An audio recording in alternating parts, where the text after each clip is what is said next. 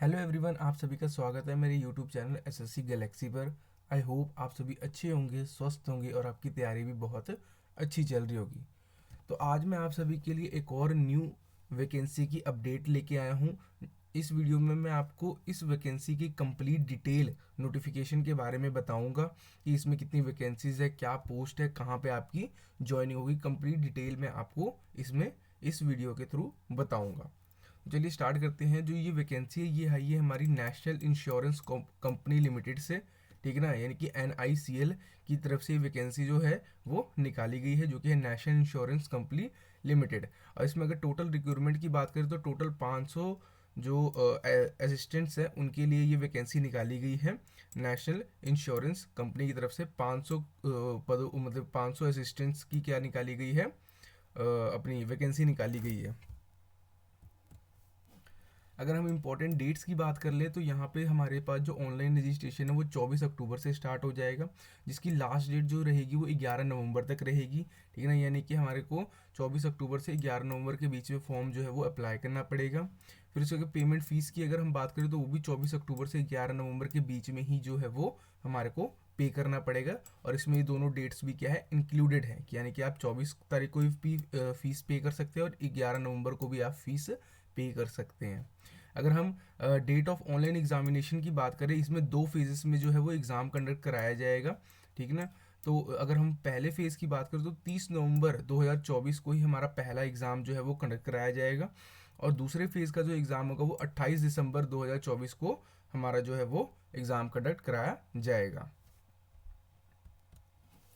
अगर हम states and the union territories wise vacancy की बात करें तो जैसे कि यहाँ पे अगर आप देख सकते हैं तो आंध्र प्रदेश में 21 है, अरुणाचल प्रदेश में हमारे पास 1 है, असम में हमारे पास 22 है। तो हर एक जो स्टेट वाइज है उसकी क्या की है यहाँ पे वैकेंसी दी हुई है। जैसे गुजरात की अगर हम बात करें तो इसमें 30 वैकेंसी है।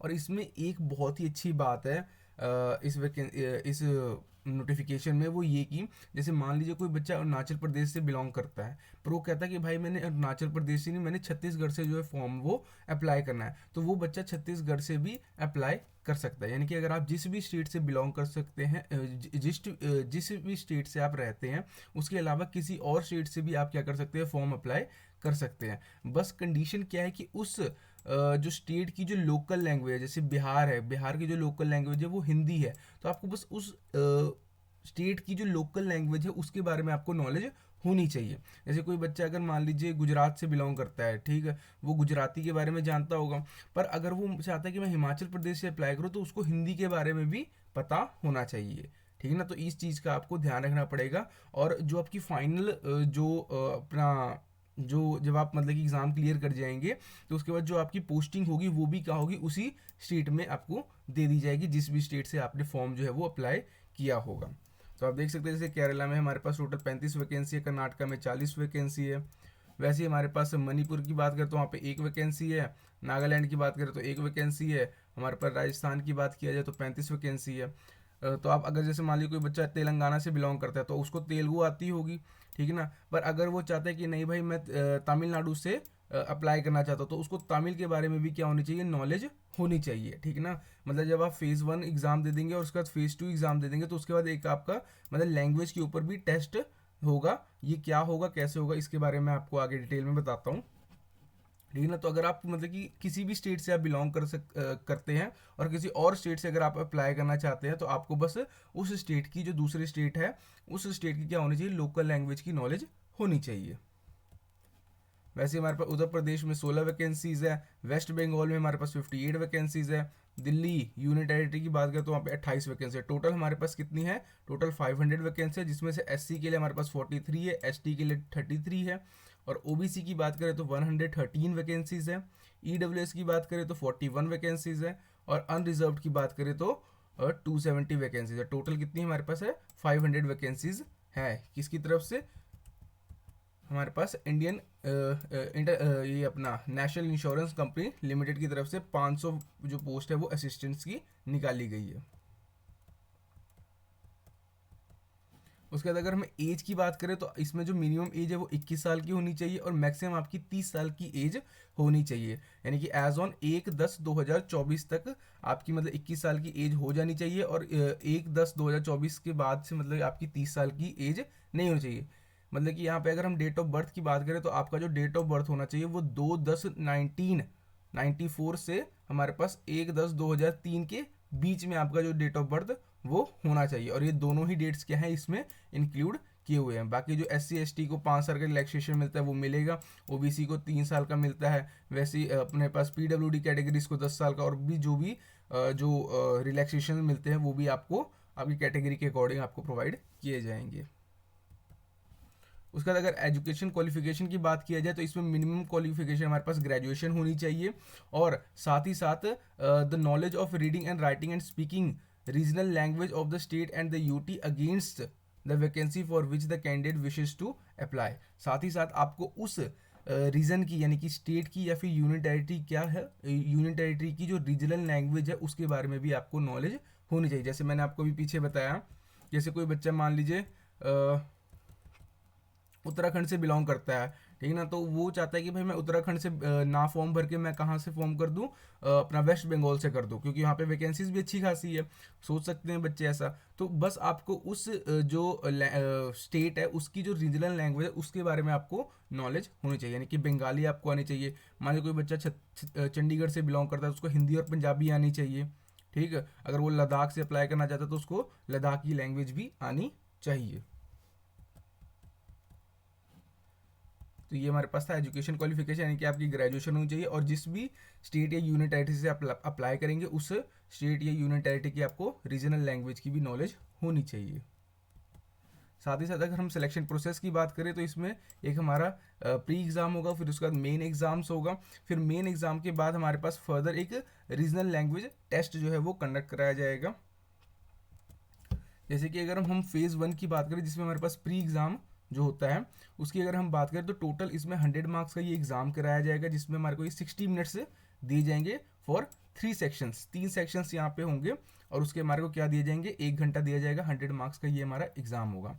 बेसिकली अगर मैं बात करूँ तो इंग्लिश की यहाँ पे 30 क्वेश्चन होंगे जिसको हमारे को 30 के होंगे और 20 मिनट के अंदर हमारे को क्या करने पड़ेंगे, ये 30 क्वेश्चन को अटैम्प्ट करने पड़ेंगे। जैसे अगर SSC की एग्ज़ाम्स की बात किया जाए तो उसमें टोटल 100 क्वेश्चन होते हैं और 100 क्वेश्चन के लिए हमारे पास 60 मिनट्स दिए जाते हैं। अब हमारे पे डिपेंड करता है कि हम भाई इंग्लिश को 10 मिनट दें, जनरल स्टडीज़ को हम 5 मिनट दें, रीजनिंग को हम 15 मिनट दें और मैथ को हम 30 मिनट्स दें। तो ये जो 60 मिनट्स है ये हम अपने अकॉर्डिंग डिवाइड करते हैं, पर इस एग्ज़ाम में ऐसा नहीं है। इसमें जैसे कि इंग्लिश लैंग्वेज है, अगर उसके लिए आपको 30 क्वेश्चन अगर दिए गए हैं तो आपको 20 मिनट के अंदर ही वो 30 क्वेश्चन अटैम्प्ट करने पड़ेंगे, ठीक है ना। मान लीजिए अगर आपके 15 मिनट में ही 30 क्वेश्चन हो गए तो आपको 5 मिनट फ्री बैठना पड़ेगा वहाँ पे, एक तरीके से ये भी आप कह सकते हैं। वहीं पे रीजनल एबिलिटी की बात करें तो 35 क्वेश्चन मिलेंगे आपको, 20 मिनट के अंदर अटैम्प्ट करने पड़ेंगे। फिर क्वांटिटिव एप्टीट्यूड की बात करें तो 35 क्वेश्चन जो कि 20 मिनट में आपको कंप्लीट करना पड़ेगा। टोटल आपके 60 मिनट हो जाएंगे और 100 क्वेश्चन 100 मार्क्स के अटैम्प्ट हो जाएंगे। अगर हम इंग्लिश की बात करें तो सिर्फ इंग्लिश लैंग्वेज में होगा। रीजनिंग और मैथ जो होगा वो इंग्लिश हिंदी दोनों लैंग्वेज में होगा।